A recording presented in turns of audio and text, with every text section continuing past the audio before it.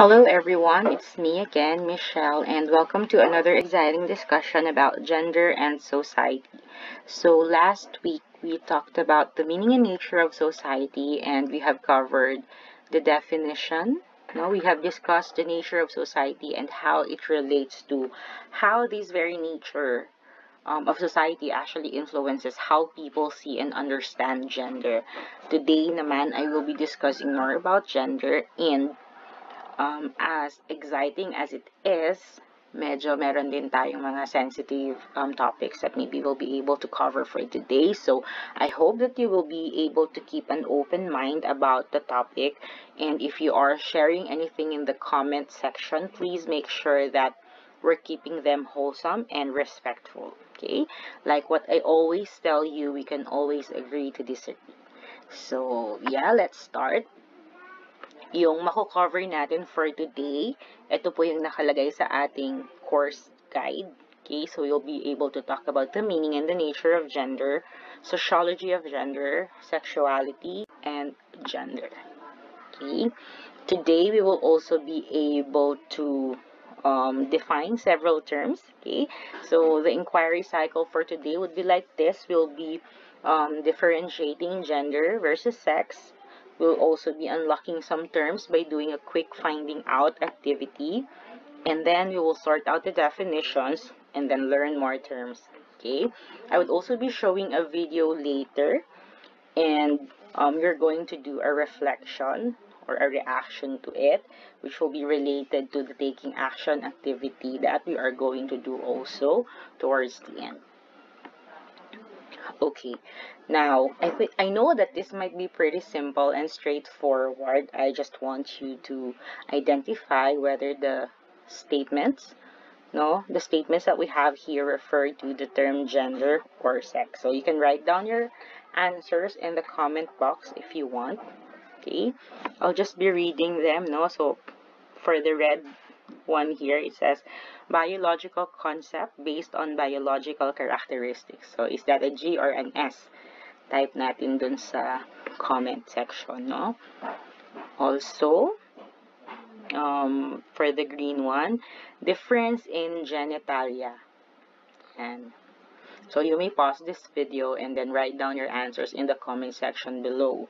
For the orange one naman, the statement says personal, societal, and cultural perceptions. And for the blue one, we have experiences and roles in the society. Okay, so I'll give you some time to write down your answers. Ito po ba ay G or S, gender or sex? Yan, so now let's see if you got the answers correctly. Okay, so there. So S or sex for the first two, the red and the green, and then we also have for orange and blue, G naman. So gender, yung mga yon. And to add more to that, here we have a Venn diagram of sex versus gender. Okay, so for sex, humans, non-human animals, and cells, typically binary, male-female intersex biology, anatomy, physiology, chromosomes, hormones, gene expression, behavior. So these are mostly science stuff, no? That's what we see here. It also says typically binary. Pag sinabi nating binary, two, no, yung two sex that we know, boy and girl, or male or female. And for the red part here for gender, it says it's unique to humans, multifaceted and complex, exists on a continuum. Like what I've mentioned last time, gender is a spectrum, so it can also change over time. It differs from sex. Feminine, masculine, her, him, they, so these are pronoun preferences. It's social also. Cultural, psychological, political, behavior, and roles. Now, to the right of the screen, makikita natin dito kung ano-ano yung mga nakaka-affect, okay, sa concept natin ng gender, how society sees gender, no? Ito po yung mga reasons, okay? Now, I think a practical point to remember is that at birth, the difference between the baby boys and girls are their sex, but as they grow up, society gives them the different roles, attributes, opportunities, and rights that in the end created social differences between men and women, which we will be discussing more about in the coming days. But today, we will be focusing more on sociology of gender and sexuality and gender, okay? To understand yung mga topics natin for today, I believe that we also need to understand a number of terms related to gender and sexuality. Yan. Okay, so today we will define the following terms. Okay, we have gender identity, sexuality and gender, gender expression, sexual orientation, and gender transition. Okay. So we will do another activity and let's see if you can match these terms to the definition or statements in the next slide, no? Let's just go back to the words again. You might want to list them down so you can do the fill in the blanks activity. Okay. Yeah, so these are the terms that we have. Again, gender identity, sexuality and gender, gender expression, sexual orientation, and gender transition. Okay, so are you ready for our activity? Ayan, sige. So, let's read it one by one. So, type nyo lang siguro sa comment section yung bawa red. It's, for example, gender transition. Kunyari, no? So, let's have red. Sabi dito, blank is how a person feels and who they know of themselves to be when it comes to their gender. So, is that gender identity or is the statement relevant to the terms sexuality and gender? Is it gender expression, sexual orientation, or gender transition? Ayan, sige. I'll give you some time. Ano kaya yan siya? Okay? Let's proceed. Sa orange naman, sabi dito, blank. Just as sex and gender don't always align, neither does gender and sexuality. So, yung statement na yan. So, alin dun sa mga words natin kanina? Kaya yung pwedeng title for this. Sa green naman, blank is about how someone acts and presents themselves to the world. Yan. For blue, blank is a person's pattern of who they are romantically and sexually attracted to.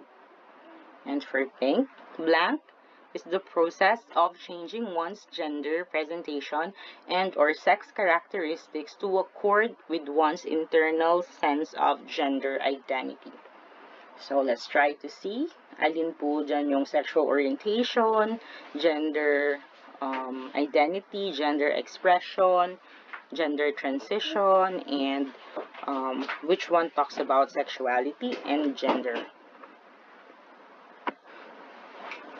Ayan. So, nakuha niyo po ba yung mga tamang sagot? Okay. Dun sa mga previous classes ko, like yesterday, no, I did this with them through Google Meet, no. I'm actually just recording this for the benefit of those who weren't able to attend the classes for some reason. So, I'm uploading this now, and most of them, they were able to get the answers naman correctly. So, some were confused about certain topics here or words here, like they would confuse gender identity and sexual orientation. But yeah, most of them, they were able to get it. Bakit ba natin to pinag-uusapan in gender and society? Okay, so we're talking about these terms in gender and society. Of course, to be aware, but not just for awareness, but also so that we will be able to deal with everyone who may express themselves differently in terms of their gender identity or their sexual orientation, yung sexuality nila, etc. Also, we really need to realize that we all have the basic human rights because, like what I told you last time, we are more than our gender, whether we are in that gender binary or non-binary. We all have the same basic human rights. So it's important to also be aware and understand yung mga iba't ibang gender identities and also expressions. Okay, so let's begin talking about each of these. So to understand this better, we will go back to our tuning in activity game about dun sa difference of gender and sex. Okay, so as we talk about gender identity, so sex refers to the different biological and physiological characteristics of males and females, diba? So yung reproductive organs, chromosomes, hormones, etc. na-mention kanina, no? Pati doon sa Venn diagram natin. Gender refers to the socially constructed characteristic of women and men, okay, such as yung norms, yung mga roles in the society, relationships of and between groups, no, of women and men. Now, gender identity is how a person feels and who they know of themselves to be when it comes to their gender. Okay, so gender identity is a personal conception. No, personal conception siya of oneself as kung ano ba siya, male or female siya, no? So, a person's sex and gender identity do not have to match or do not have to be the same. That is why it is important for us to know that they are different and what their differences are. Okay? Ayun. So, malinaw ba yun? No? So, a person's gender identity, it is how they identify internally and how they express this externally. So later we will be talking about gender expression. So when it's about expression externally, yun yung tinutukoy natin dito, yung gender expression. So ayun, sa gender expression merong use of clothing, accessories, yung mga ganyan, no? They may change their appearances and also their behavior to express the gender that they identify with. Okay, so gender is not just divided along the binary lines of man and woman. Okay, when that is what we say, when we talk about gender non-binary, because gender is a spectrum. Okay, so hindi lang siya yung man and woman. So when we say it's a spectrum, we mean or refer to the idea that there are many gender identities. Okay, and so moving forward, yan, ito yung sinasabi ko kanina na gender expression and presentation. So, gender expression refers to how a person expresses themselves to others and how they want the world to see them. Okay? So, a person may present themselves as wholly masculine or wholly feminine, or a person may present themselves as androgynous or non-binary. I already mentioned to you about what non-binary means like last time. No? Now, when you say an androgynous person, it means that this person characterize themselves as having both high masculine and high feminine traits without employing a gender schema. So, when we say gender schema, ito yung mga guide natin to how we're going to behave, how we are going to process information pag sinabi natin schema. So, pag gender schema, so ito yung mga natutunan natin about gender. So, yun yung ibig sabihin ng androgynous. So, nagpo-possess ng characteristics of both masculine and feminine. Okay, so circumstances dictate which trait, feminine ba or masculine, yung i-exhibit ng isang androgynous person. So it really depends on the circumstances the person is presented with. Gender expression and presentation involves aspects such as mannerisms, clothing styles, names, and pronoun choices, to name a few, yung names, di ba, yung iba, they might prefer to be called something else other than their names. Okay, so, yung iba nagpapa-legally change pa ng mga pangalan nila. Yan. Okay. Next naman yung sexual orientation. So, sabi dito, it's a pattern of who they are romantically and sexually attracted to. Okay, so this is an enduring emotional, romantic, or sexual attraction to other people. This is also the fact whether one is a heterosexual or a homosexual. Okay, so familiar naman tayo sa mga terms, no? It is about who you're attracted to and want to have relationships with.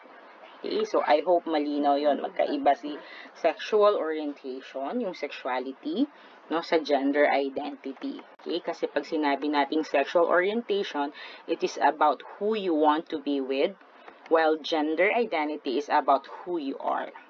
Okay, there are a bunch of identities associated with sexual orientation. Yung mga na-mention natin kanina, no, yung hetero and homosexual. So, people who are attracted to a different gender, for example, women who are attracted to men, men who are attracted to women, often they call themselves as straight. Ito po yung heterosexual. Okay? While people who are attracted to people of the same gender, they often call themselves as gay or homosexual. But when we say gay, we may also use it for women. So, gay man or gay women. But the gay women, okay, yung preference ng iba for the term to use is yung term na lesbian. Okay? People who are attracted naman to both men and women often call themselves as bisexual. Okay? Now, for people whose attractions span across many different gender identities, for male, attracted din sila sa female, or even the transgender and genderqueer, or the intersex, yan, they call themselves pansexual, okay, or queer. Okay? Ma'am, ano po naman yung tawag dun sa mga unsure about their sexual orientation? Okay, so I was reading an article last night because I was also thinking, ano nga ba yung tawag sa kanila? And I saw, sabi doon, they may just call themselves as questioning or curious. Okay? Meron naman din daw people na parang hindi sila interested, no? They don't experience any sexual attraction for anyone. Okay? Ito ang mga tinatawag naman na asexual, okay, or yung mga asexual. So, it's important to bear in mind that some people, they don't think of any of these labels to actually describe them accurately. Okay, some don't even like the idea of labels at all, while other people feel comfortable with certain labels. Okay, so it's up to you to decide ano yung label that you want for yourself, if at all, no? I think it's also important for us to just know these terms, especially when we are communicating. So at least, no, we know the basic, we have a basic understanding of what these terms are. But you know, it's best to not assume, diba? Kung anong orientation meron yung isang tao based on our observations. If this person is maybe very close to you, you can always ask. May nagtanong din sa akin, ma'am, paano kung gusto lang po naming malaman, curious lang kami kung ano po yung orientation nila or yung identity nila. Ang rule of thumb ko is if there's a need for you to ask, yung kailangan siya sa situation para malaman mo. Pero kung it's just to be nosy, no, yung ganun nga lang, yung curious ka, then better not. Kasi after all, hindi naman din talaga mahalaga kung ano yung labels natin for them. We are all humans, no? I always tell my students, we have to think outside of the gender box. Okay, so ako, I prefer to be known as a person rather than a woman. Okay, so ayun po. So sometimes people will actually tell you, know, how they identify or what their orientations are. So, you know, just to be on the safe side, wag na lang tayong mag-assume ng anything. Yan. So, what's asexuality? Asexuality. So, people who identify as such, they don't really feel sexual attraction towards another. They may find other people physically attractive, or they may even want to be in a romantic relationship, but they're not interested in having sex or doing sexual things with other people. Okay? So, asexuality has nothing to do with romantic attraction. Many asexual people feel romantically attracted to others. So, ayun, they may identify as asexuals and also as gay, lesbian, bisexuals, or straight, but they just don't feel any desire to act on their feelings in a sexual way. Okay, so yun yung mga tinatawag po nating asexual. So some would say asexual. Okay. Lahat naman tayo, no? Whatever orientation we have or ano man yung gender that we identify with, we all have emotional needs, no, just like everyone else. So some asexual people, they have romantic relationships and others aren't interested in that, no. They get close to people or they experience intimacy through ways other than sex. Yeah. So meron pong ganon. Yan. So, ito, we've been talking about this, no, over and over again, yung difference ng sex and gender. And, just as sex and gender don't always align, neither does gender and sexuality. I have already defined the two terms kanina, di ba? Si gender identity and sexual orientation, no, or sexuality. So, pag sinabi natin mga sexual orientation, this includes yung gay or homosexual, yung mga lesbian, straight, bisexual, and asexual. Okay, so it's different than gender identity. Gender identity isn't about who you're attracted to, but who you are. Okay, so if you identify as a man or a woman, genderqueer, etc. Ayan. Gender and sexuality, napaka-importante talaga niya, no? It's central to our society and also to us as individuals, no? Important forces siya that shape every aspect of our lives, no? We know our bodies, our mind, ourselves, no? Through our gender and our sex. As a society, kailangan din natin magkaroon ng mga legal definitions and social expectations about men and women, sex and reproduction, no, and how we organize our medical, legal, educational, and political systems. Okay, considering the genders. Okay, and we also have gender transition. Okay, so when we say gender transitioning, this is the process of changing one's gender presentation or sex characteristic to accord with one's internal sense of gender identity. So this process, it may involve mga reassignment therapies. It may include yung mga hormone replacement therapy, sex reassignment surgeries. Yan, okay? So, of course, with their gender identity being opposite than that of their birth-assigned sex and gender, so they would sometimes undergo these therapies, no? To be more aligned dun sa identity na meron sila. But that is only one possible element of transitioning. There are also a lot of people who transition, who choose to not have realignment surgeries, because they just do not want to change anything with their body. But of course, they know deep inside kung ano yung gender that they identify with. But, they don't want to change their bodies, okay? Some do not have the means to do so because it comes with a price also. But ang transitioning naman is more holistic and usually, no, aside from including physical changes, meron din tong psychological, social, and emotional changes. Some transgender and non-binary people, they have little or no desire to undergo surgery to change their body, but they will transition in other ways. So, meron tayong tinatawag na social transitioning. So, a social transition is the aspect of transitioning, which involves social, pwedeng cosmetic, and also legal changes, no, without regard to medical intervention. So, people who socially transition, they may ask others to refer to them by their preferred name and pronouns also, okay? So, they might want to be called as he, she, pwede din them, they, no, pronouns. So, It's really up to the person, and when they express their preference, then we just respect, okay? And some may even legally change their name, no? Okay?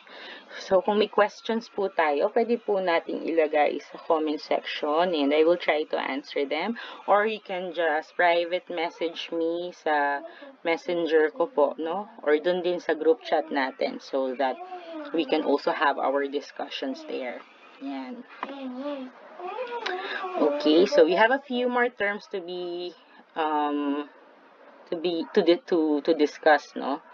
Now, we need to also understand these terms, okay?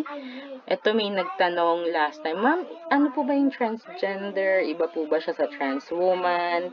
Ano po ba yung trans? Yan. Okay, so sabi dito, transgender, someone whose gender identity is different from the one they were assigned at birth, no?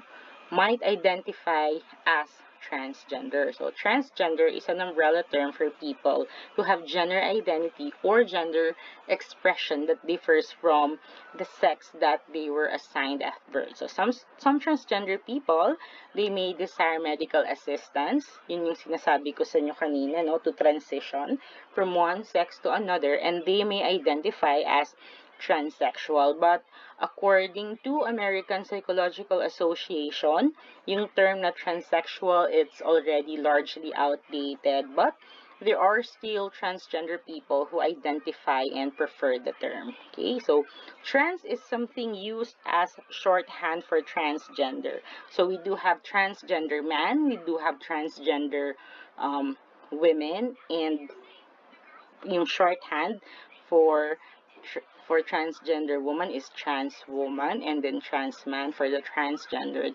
men. Okay? Pero yun nga, no, these are just labels. I always tell my students also, or kung sino mang nakakausap ko concerning these issues, for me kasi, concerning these topics, no, for me kasi, if a person identifies as a woman, then that person is a woman. Okay, so just call that person a woman. So sabi ko nga, for communication purposes or maybe for reporting purposes, no, para lang ma-differentiate natin or matukoy natin ng maayos kung ano yung sinasabi natin, then we can use these labels for identification. Okay, so while transgender is generally a good term to use, not everyone whose appearance or behavior is gender non-conforming will identify as a transgender person. So, again, let us not assume. Okay? Ayan. So, meron din tayong tinatawag na cisgender. Okay? It's a term to describe someone whose gender matches what they were assigned at birth. So, halimbawa, ako, I was born as a female, and I also identify as one. So I was born with a vagina and I identify as female. Okay, so I am a cisgender woman. Okay, but of course, tayo, ang nakasanayan lang talaga natin ay tayo ay women.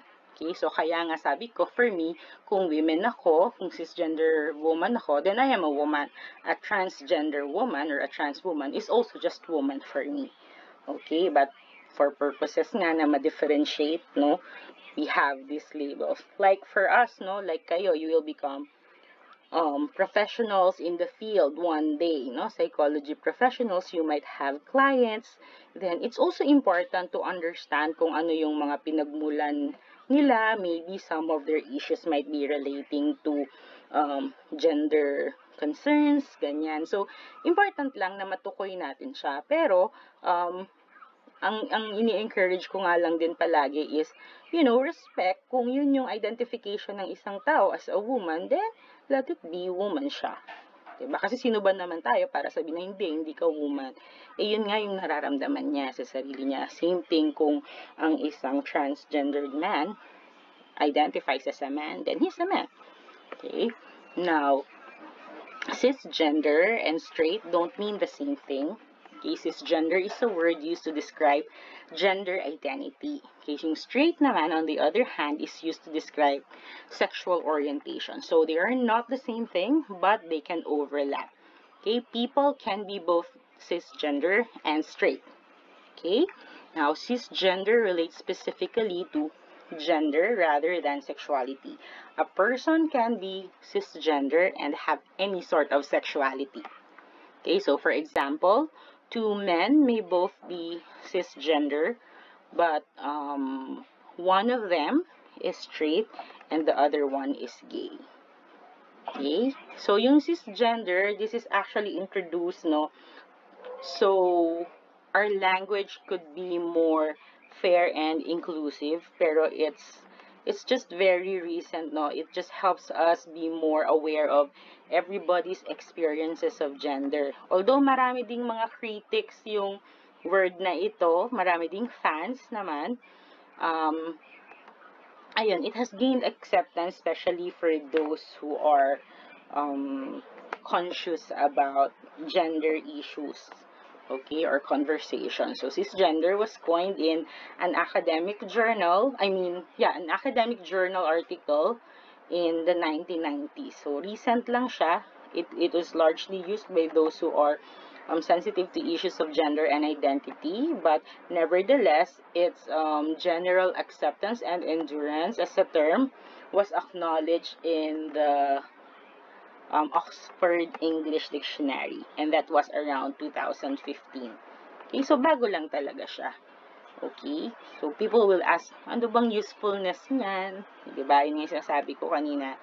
So, meron po siyang usefulness, no? I guess, it helps us distinguish between sexual identity and gender identity. Okay?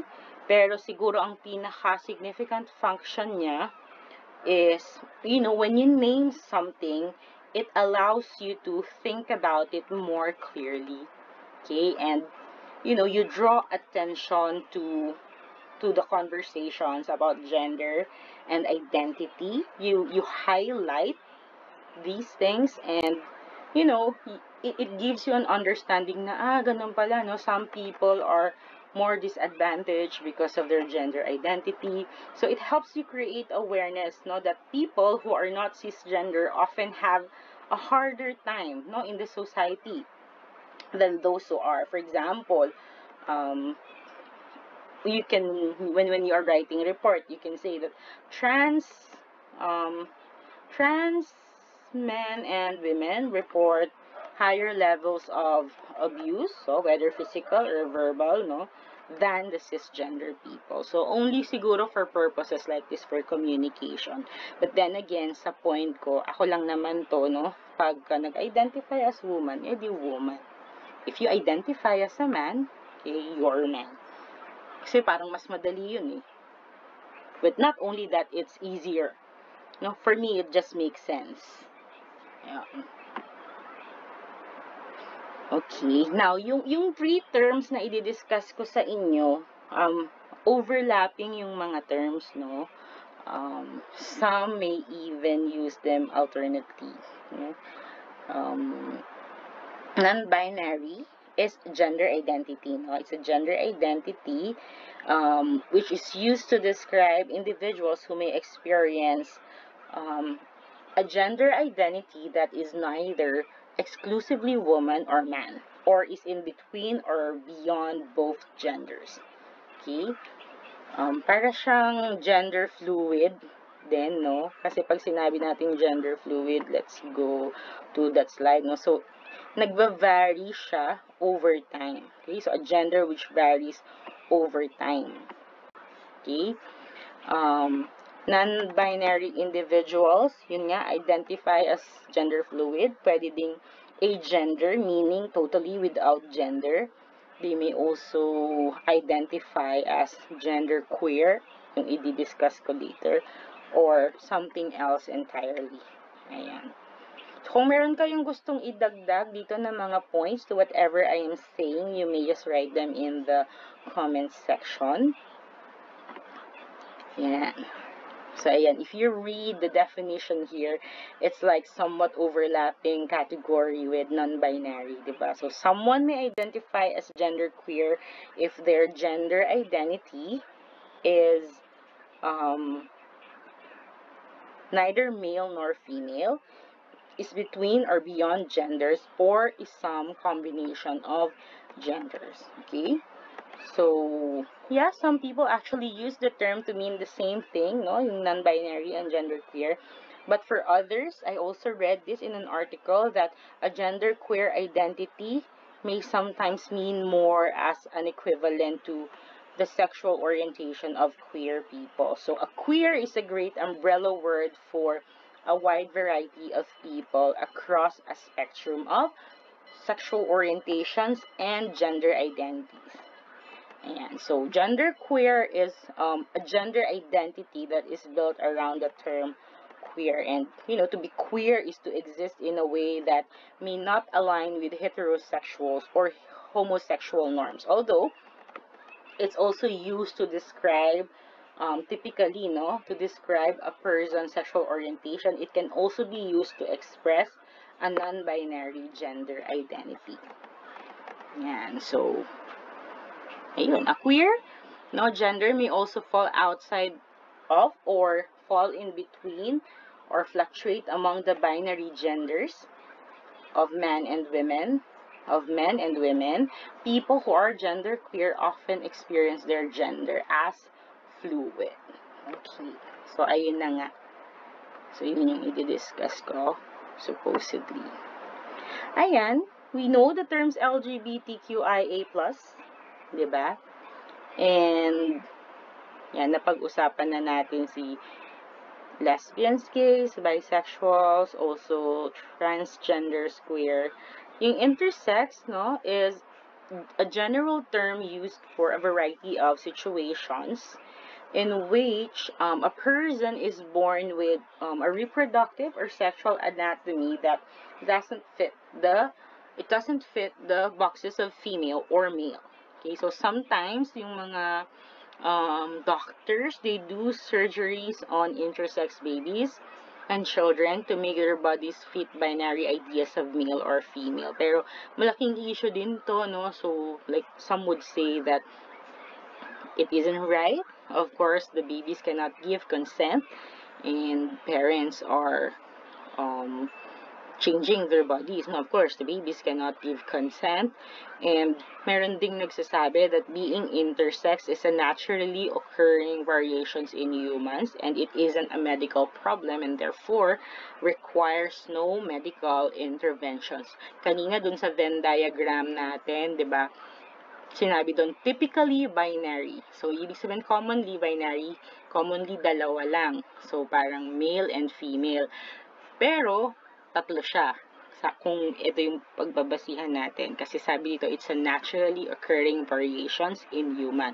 So, this is the third variation, yung intersex. Okay? So, medical interventions that are being done are surgeries, pwede ding hormone therapy, pero hindi nga daw siya necessary. Okay?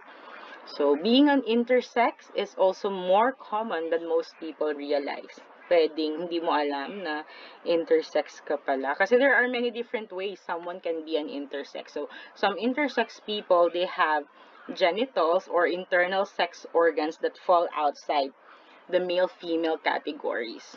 Okay, so some persons, they will have both ovarian and testicular tissues. Okay, other intersex people, they have combinations of chromosomes different from what is usually associated to the male XY chromosomes and the XX chromosomes of female. For the intersex, maybe they will have the XXY. So it's different from what we know, yung common combinations of chromosomes that we know. So XY for males and XX for the females. Okay? So, if a person's genitals look different from what doctors and nurses expect when they're born, someone might be identified as intersex from birth. Okay? So, ayun nga. Other times, we might not know that we are intersex until later in life. Okay? When we go through puberty. Okay? Or sometimes, a person can live their whole life without even knowing or discovering na intersex pala sila. Ayun. Okay? So, pansexuality ay I already mentioned to you what it is. So, yung A sa LGBTQIA, na-discuss ko na din po sa inyo, di ba? Yung asexual. So, sila po yung mga they don't find the interest, no, to have sexual activities. They may be romantically interested, no, someone, but hindi dun sa sexual activities. Okay, the A in LGBTQIA, aside from having the meaning asexual, may also mean an ally. Okay, so an ally is someone who supports the community, the LGBTQ community. So, pag sinabi nating ally, hindi lang to na, I love my LGBTQ friends. So, it's not like that. So, yung mga allies, they really support. They host panels for queer education. They provide meet and greets. They really talk about provisions for the LGBTQ community. Ayun. Ano pa bang mga ginagawa nila? So, they are a powerful voice, no? They are a powerful voice for the LGBT movement, and they also help in the coming out process, no, of the LGBTQ people. And yung mga allies, they are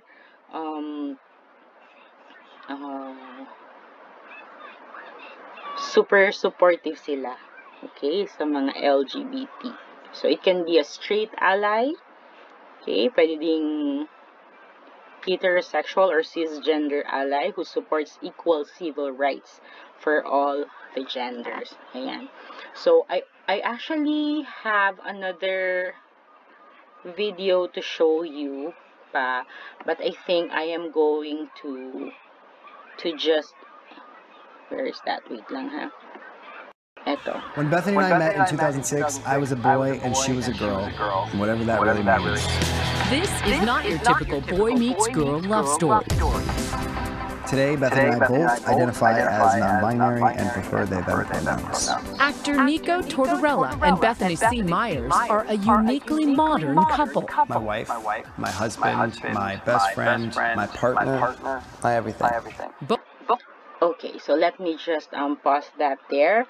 I am just going to send the video to you sa ating GC, and I want you to just keep an open mind. I'm not saying we have to believe what they are saying or, accept right away whatever it is. But I just want you to know that these people are good people, no? And I just want you to react. How do you feel about the video? What do you think this video is trying to tell us? And yeah, we are going to write a letter to Nico and Bethany. We are not going to publish it.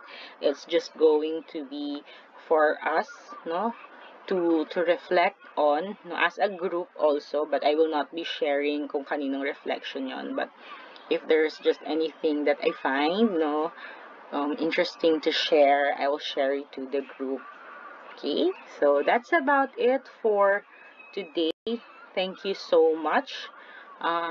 Siguro yung sasabihin ko lang sa inyo, no, as we explore more about gender and society, no, that everything just all boils down to respect. No, I respect you. No, you respect me. I respect you. It's not that difficult to do. Okay, so that's it for today. Thank you so much for listening, and I'll be waiting for your reflections next week, and have a good day.